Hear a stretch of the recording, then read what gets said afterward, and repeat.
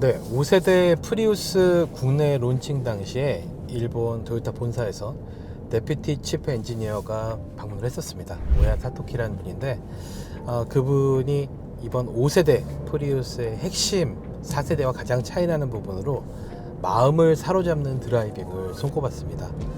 마음을 사로잡는 드라이빙을 이루는 또 요소들이 있습니다. 이를테면 경쾌한 가속이라든지 또 원하는 대로 움직여주는 핸들링 성능, 그 다음에 부드러운 제동 성능, 이런 것들이 있는데 저희가 프리우스로 여러 가지 환경에서 지금까지 시승을 해봤는데 정작 마음을 사로잡는 드라이빙을 좀 체험할 수 있는 굽이길을 안 와봤던 것 같아요. 그래서 오늘 좀 부지런히 아침 일찍 일어나서 수도권에 있는 굽이길을 찾았습니다. 지금부터 한번 운전해 보면서 맨날 연비만 따지지 말고 오늘은 좀 연비를 잊어먹고 굽이길에서 재밌게 한번 타봤을 때 또 프리우스가 어떤 장점과 특징 또 단점을 갖고 있는지 한번 살펴보도록 할게요. 네, 그럼 지금부터 바로 출발하겠습니다. 모드를 스포츠 모드로 바꾸고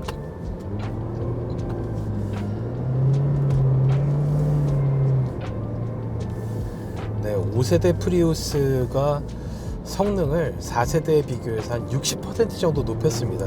최고 출력 기준으로. 지금 196마력인데 엔진 배기량을 보통 다운사이징을 하는데 업사이징을 했잖아요. 엔진을 키워가지고 결국 운전 재미를 좀 살리기 위해서는 심장이 좀 강력해야겠다는 판단을 한 것 같아요. 그래서 직렬 4기통 2.0L 196마력 엔진에다가 전기 모터 2개를 조합을 했고 전기 모터 역시도 출력을 더 높였다고 합니다. 그래서 이 차의 동력 성능을 우리가 그냥 바로미터처럼 볼 수 있는 수치는 아무래도 흔히 말하는 정지 상태에서 시속 100km까지 가속 시간일 거예요.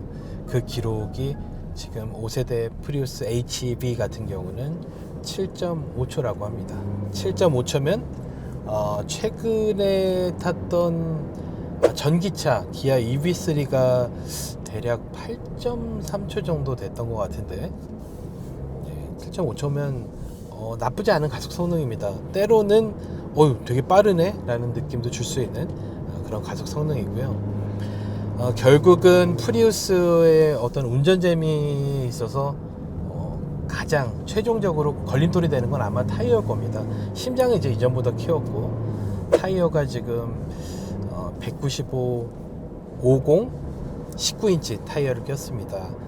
그 미쉐린 타이어를 꼈는데 아마도 이 토요타나 렉서스 하이브리드 모델들의 공통점이기도 한데요. 타이어 트레드 폭이 좁습니다. 아무래도 연비를 잘 받아야 되는 차다 보니까 저항을 줄여야 되기 때문에.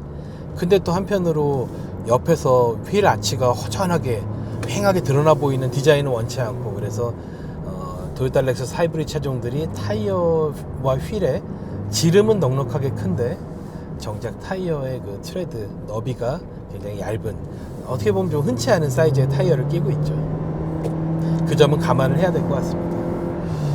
그리고 박진감 넘치는 사운드가 들어오게 하기 위해서 신경을 썼다고 했었어요, 치프 엔지니어가. 그래서 200에서 600Hz 사이의 소리에서 잡소리를 좀 걸러내고 아예 소리를 없애겠다는 게 아니라 엔진음을, 박력 있는 엔진음이 잘 들어오게 튜닝을 했다고 이야기를 하고 있는데, 네, 그 4기통에 좀 비명 소리들이 있는데 제법 좀 웅장한 소리로 들어오긴 합니다.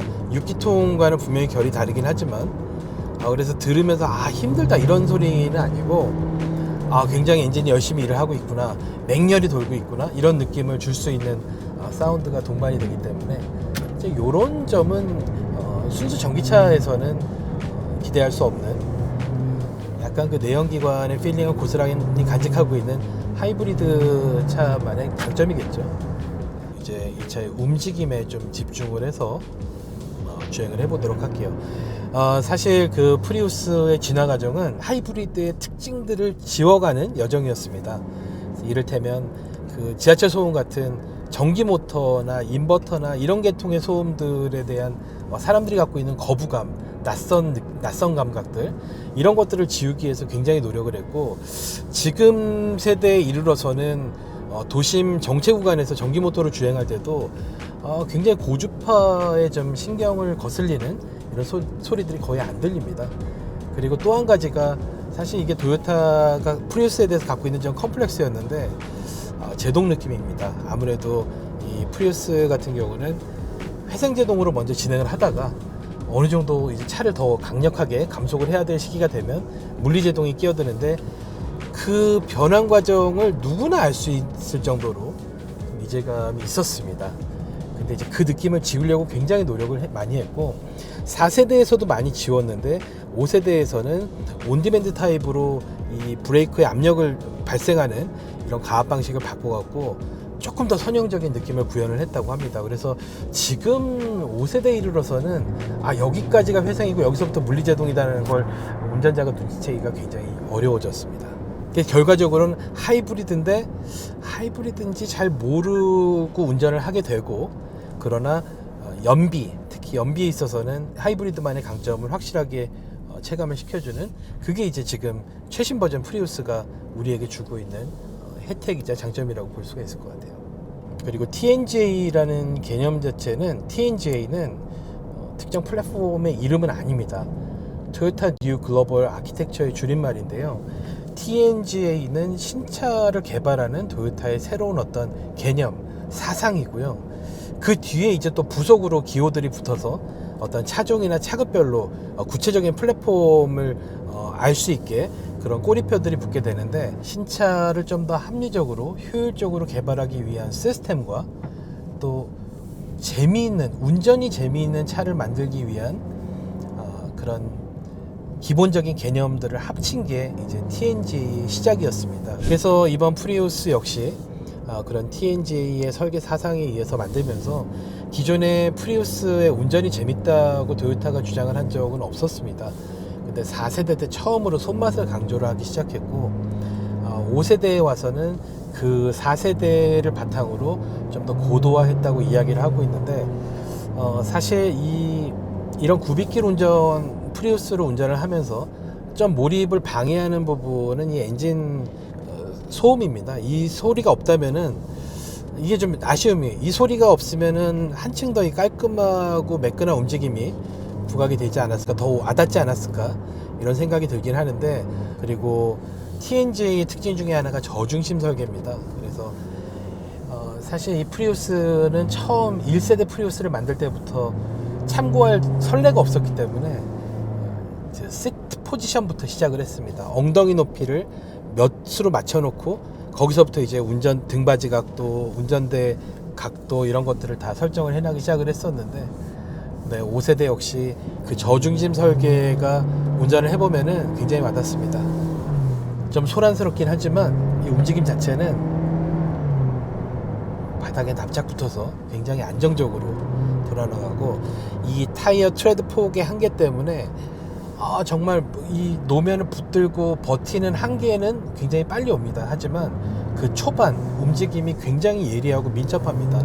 그래서 5세대 그 개발 과정에서 데프트 치프 엔지니어 말 중에 하나가, 이 운전대 조작했을 때 바로 앞머리가 움직이는 느낌을 강조를 하기 위해서 이 프론트 부분의 휨 굽힘 강성을 15% 높이는 작업을 했다고 해요. 결국은 차체가 단단하면 이 스티어링 조작에 따른 굉장히 민첩한 움직임이 나오기 때문에, 결국은 이 TNGA의 사상도 뿌리를 거슬러 올라가면 기본기를 튼튼히 하자는 생각으로 귀결이 되는 것 같아요. 그래서 5세대 굉장히 기본기가 탄탄한 차고, 아주 깊고 단단한 기본 실력을 갖고 있는 차만이 갖고 있는 그런 안정감을 줍니다. 연비가 지금 몇 번 오르내렸더니 여기 들어오기 전에 22점 몇이었는데 지금 17.8km/L까지 떨어졌네요. 그래도 17.8이야. 이게 낮아요. 무게중심이 낮다는 게 이 차의 움직임으로 느껴지고, 절대 속도가 빠르지는 않지만 이 돌아나가는 느낌이 참 좋습니다. 프리우스 PHEV 원메이크 레이스 하는 분들 차를 한번 타보고 싶네요. 어떻게 운전하시는지. 사실 아까는 양평 쪽에서 굽이길을 탔는데 늘 자주 가던 데였거든요. 근데 지금 강원도 홍천 쪽 넘어왔는데 여기 길이 더 좋아. 더 타이트하고 훨씬 재밌는데요. 그래서 카메라 다시 켰어요. 일단은 프리우스가 갖고 있는 여러 가지 가치 중에 기존부터 연비 관련해서 효율이 워낙 뛰어난 차이긴 했지만 재미 부분이 부각이 되지 않은 게 사실이었잖아요. 그래서 재미를 부각을 시켰는데 그렇다고 연비를 소홀히 하지 않았죠. 그래서 아까 오전에 양평에서도 그렇지만 지금 이렇게 굽이길을 좀 세게 달려보면은 막 지금도 내리막길이긴 하지만 내려오면서 정말 평균 리세트 평균 연비가 12.9km/L까지 떨어졌거든요. 근데 이거 딱 지나서 그냥 일반 도로 달리잖아요. 바로 20km대로 복귀를 해요. 그래서 그게 진짜 프리우스의 강점인 것 같아. 이게 운전대를 딱 감고서는 그대로 버티고 있을 때 그 의도한 궤적대로 돌아간 느낌이 아주 깔끔하고 좋습니다.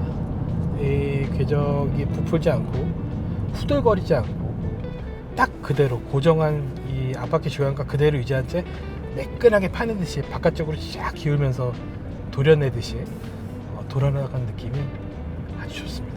이거 뭐 프리우스가 뭘 얼마나 라고 생각할 수 있는데 이거 한번 타보세요. 앞에 이제 서행차가 있는 김에. 그래서 프리우스가 지금 한국 수입차협회 통계를 보니까는 5월 6월 달인가 못 나갔더라고요. 약간 인증 이슈가 있어서 한 대도 안 팔렸다가 그 이후에 7월 8월인가 판매가 다시 올라왔거든요.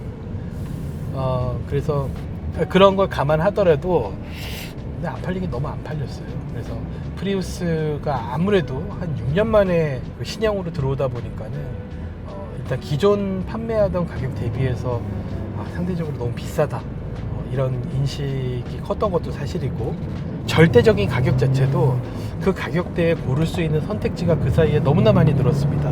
뭐 엔진이건 하이브리드든 심지어 전기차도 살 수 있는 가격대다 보니까 워낙 치열한 그 가격 구간에 있다 보니까 여러모로 신차 효과가 굉장히 빠르게 반감이 되고 있는 것 같아요. 그래서 토요타에서도 아마 그런 고민 때문인지 어메이징 스위치 어메이징 이런 그 할부 프로그램을 만들었는데, 이제 말 그대로 할부금 부담을 줄인 거예요. 그래서 뭐 대략 차값의 한 55% 정도를 잔가로 남겨놓고, 그 다음에 선수금을 차값의 20%를 내고 또 차값의 20%를 보증금으로 내면은, 그러면 한 달에 37만 원씩 내고 3년 동안 타는 거예요. 그리고 3년 동안 탄 이후에 내 차 팔 거야. 그러면은 차 잔가에 해당되는 비용을 내고서는 인수한 다음에 매각을 해도 되고, 아니면은 그 잔가를 남겨둔 채로 다시 다른 할부로 갈아탈 거야. 그렇게 되면 토요타는 물론이고 렉서스 브랜드까지 가능하다고 합니다. 그래서 일단 뭐 사업자처럼 비용 처리가 필요한 분들한테도 되게 유용할 것 같고, 개인인데 월 자동차 할부 금액 자체를 좀 절대적인 액수를 줄였으면 좋겠다, 이런 분들한테 또 되게 유용할 것 같아요. 근데 제일 깔끔한 방법은 그냥 뭐 현금으로 사는 거고, 그 다음에 뭐 할부 구매, 이율이 조금 더 낮아요. 할부 구매로 할 수도 있고. 근데 이제 할부 구매로 할 때 그 정도 연도로 3년짜리를 자르게 되면은 월 납부 금액이 뭐 100만 원 이상 넘어가기 때문에 그게 부담스러울 수도 있잖아요. 그런 분들한테는 한번 관심 가져봐도 좋을 프로그램인 것 같습니다. 네, 오랜만에 출시되고 나서 빠르게 좀 기억 속에 잊혀지고 있는 것 같아서 프리우스를 다시 한번 불러내 봤습니다. 그리고 평소에 가끔 재밌게 운전하고 싶을 때 찾던 굽이길을 찾아가서 타봤는데, 재미를 갖고 있으면서도 또 이렇게 굽이길을 벗어나서 그냥 일반 노멀 모드나 이코 모드로 하게 되면 다시 뭐 20몇 킬로대 연비로 되돌아가는 정말 두 얼굴을 가진 그런 하이브리드, 원조 하이브리드 자동차입니다. 다양한 수요에 맞춰서 제품군을 전개를 해 나가겠다는 게 토요타의 미래 전략이고, 그리고 뭐 이 하이브리드 자체는 1997년 이후로 거의 독보적으로 개선을 해오고 진화를 시켜오고 있는 시스템이기 때문에 전동화 시대에 있어서도 아마도 오랫동안 자리를 지키지 않을까 생각이 듭니다. 네, 오늘 시승은 여기서 마무리하겠습니다. 조만간 또 다른 영상으로 돌아오겠습니다. 감사합니다.